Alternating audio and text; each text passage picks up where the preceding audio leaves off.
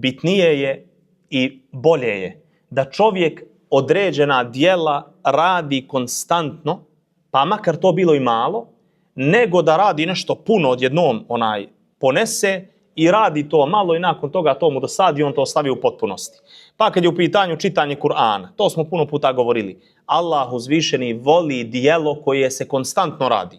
Pa makar ono bilo i malo, to je rekao poslanik alejhi salatu selam. Allah voli djelo koje kad ga radimo, radimo ga konstantno, ne ostavljamo ga.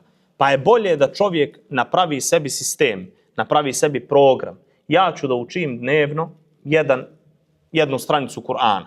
Toliko mogu, toliko moja duša može da podnese, ali to je nešto što ja neću da ostavim.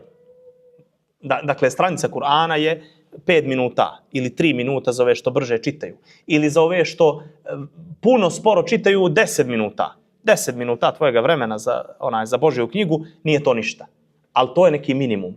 A bolje je tako da odrediš sebi i to je tvoj plan i ti to ne ostavljaš nikada, svakoga dana, nego da ono što bi rekli ufuraš se jedan dan pa pročitaš 50 stranica Kur'ana i nakon toga mjesec dana ti taj Kur'an ne vidiš. Mjesec dana onda po tvojoj kući taj Kur'an skuplja prašinu i ti ga nikad više ne otvoriš. Dakle, sebi napravimo plan i program. Kad je vjera u pitanju, kad su ove nafile u pitanju, kad su ova dobrovoljna djela u pitanju, napravimo plan i program koji može naša duša da ponese i da podnese. I držimo se toga čvrsto. Ne pretjerujmo i nemoj da odemo u onu drugu krajnost, a to je da manjkamo.